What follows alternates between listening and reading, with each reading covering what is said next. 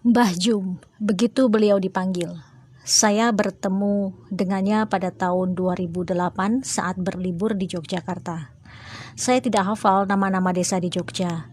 Maka jangan tanya pada saya di mana desa Mbah Jum atau di mana pasar tempat Mbah Jum berjualan. Karena kisah ini saya tulis berdasarkan obrolan saya dengan cucu beliau. Jadi saya nggak ngikutin Mbah Jum sampai ke pasar ya. Di samping itu saya tidak memiliki dokumentasi apapun tentang beliau, termasuk gambar yang beredar di sosial media itu bukan gambar beliau. Begitu juga dengan gambar yang saya gunakan saat ini juga bukan gambar atau ilustrasi rumah beliau. Kisah ini kemudian saya tulis pada tahun 2018, artinya 10 tahun setelah kejadian ya. Saya dokumentasikan di Telegram saya pada tanggal 1 Mei 2018 dan viral pada tahun itu. Dan akhirnya kembali viral lagi pada tahun 2023 ini. Mbah Jum seorang tunanetra yang berprofesi sebagai pedagang tempe.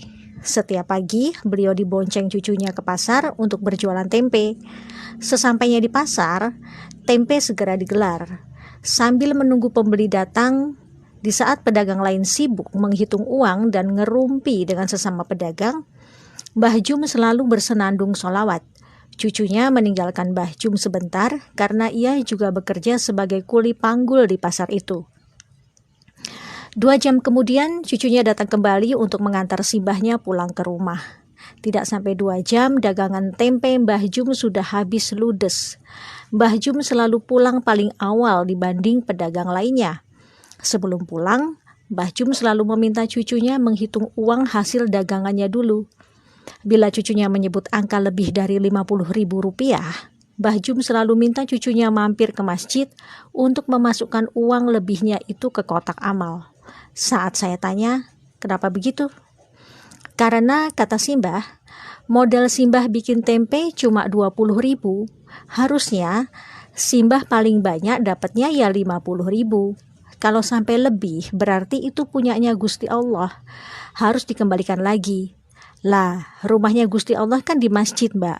Makanya kalau dapat lebih dari 50.000, saya diminta Simbah masukin uang lebihnya ke masjid. Loh, kalau sampai lebih dari 50.000 itu kan hak Simbah. Kan artinya Simbah saat itu bawa tempe lebih banyak toh? Tanya aku lagi. Enggak, Mbak. Simbah itu tiap hari bawa tempenya enggak berubah-ubah. Jumlahnya sama. Cucunya kembali menjelaskan pada saya.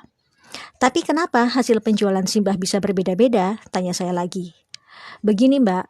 Kalau ada yang beli tempe sama Simbah, karena Simbah tidak bisa melihat, Simbah selalu bilang, ambil sendiri kembaliannya.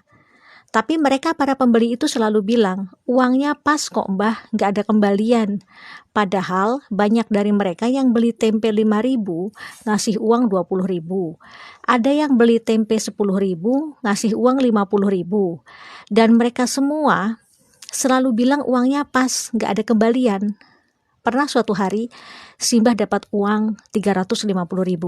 Ya, 300.000-nya saya taruh di kotak amal masjid. Begitu penjelasan sang cucu. Saya melongo terdiam mendengar penjelasan itu. Di saat semua orang ingin semuanya menjadi uang, bahkan kalau bisa kotorannya sendiri pun disulap menjadi uang, tapi ini Mbah Jum. Logika saya yang hidup di era kemodernan jahiliyah ini belum sampai. Sampai rumah pukul 10 pagi, beliau langsung masak untuk makan siang dan malam. Ternyata Mbah Jum juga seorang tukang pijat bayi, begitulah orang di kampung itu menyebutnya. Jadi bila ada anak-anak yang dikeluhkan demam, batuk, pilek, rewel, kejang, diare, muntah-muntah, dan lain-lain, biasanya orang tua mereka akan langsung mengantar ke rumah Mbah Jum. Bahkan bukan hanya untuk pijat bayi dan anak-anak, Mbah Jum juga bisa membantu pemulihan kesehatan bagi orang dewasa yang mengalami keseleo, memar, patah tulang, dan sejenisnya. Mbah Jum tidak pernah memberikan tarif untuk jasanya itu, padahal beliau bersedia diganggu 24 jam bila ada yang butuh pertolongannya. Bahkan bila ada yang memberikan imbalan untuk jasanya itu, ia selalu masukkan lagi 100% ke kotak amal masjid. Iya, 100%. Anda kaget? Sama, saya juga kaget. Ketika saya kembali bertanya, kenapa harus semuanya dimasukkan ke kotak amal? Mbah Jum memberi penjelasan sambil tersenyum. Kula niki sakjane mboten pinter mijet.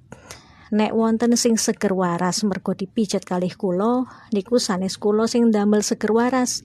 Niku kersane Gusti Allah. Lah dadose mbayare mboten kalih kula, tapi kalih Gusti Allah. Beliau bicara dalam bahasa Jawa yang artinya, saya itu sebenarnya nggak pinter mijit. Kalau ada yang sembuh karena saya pijit, itu bukan karena saya, tapi karena Gusti Allah. Jadi bayarnya bukan sama saya, tapi sama Gusti Allah. Lagi-lagi saya terdiam, lurus menatap wajah keriputnya yang bersih. Ternyata manusia yang datang dari peradaban kapitalis akan terkaget-kaget saat dihadapkan oleh peradaban sedekah tingkat tinggi macam ini. Di mana di era kapitalis orang sekarat saja masih bisa dijadikan lahan bisnis. Jangankan bicara gratis, dengan menggunakan kartu BPJS saja sudah membuat beberapa oknum medis sinis. Mbah Jum tinggal bersama 5 orang cucunya. Sebenarnya yang cucu kandung Mbah Jum hanya satu, yaitu yang paling besar usia 20 tahun, laki-laki, yang selalu mengantar dan menemani Mbah Jum berjualan tempe di pasar. 4 orang cucunya yang lain itu adalah anak-anak yatim piatu dari tetangganya yang dulu rumahnya kebakaran. Masing-masing mereka berumur 12 tahun laki-laki, 10 tahun laki-laki, 8 tahun laki-laki, dan 7 tahun perempuan. Dikarenakan kondisinya yang tunanetra sejak lahir, membuat Mbah Jum tidak bisa membaca dan menulis. Namun ternyata ia hafal 30 juz Quran. Masya Allah.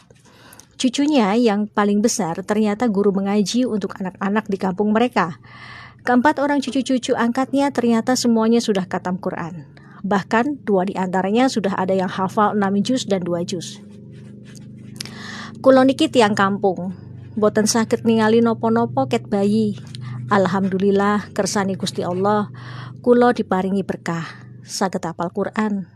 Gusti Allah niku benar-benar adil kalih kula. Beliau bicara dalam bahasa Jawa yang artinya, saya ini orang kampung, tidak bisa melihat apapun dari bayi. Alhamdulillah kehendak Gusti Allah saya diberi keberkahan bisa hafal Quran. Gusti Allah itu benar-benar adil sama saya. Itu kata-kata terakhir Mbah Jum sebelum saya pamit pulang. Saya peluk erat dia, saya amati wajahnya. Saya rasa saat ini bidadari surga iri melihat Mbah Jum, karena kelak para bidadari itu akan menjadi pelayan bagi Mbah Jum insya Allah. Matur nuwun Mbah Jum atas pelajaran sedekah tingkat tinggi pada tahun 2008 yang sudah Simbah ajarkan pada saya di pelosok desa Yogyakarta. Saya Irena Rajiman. Wassalamualaikum warahmatullahi wabarakatuh.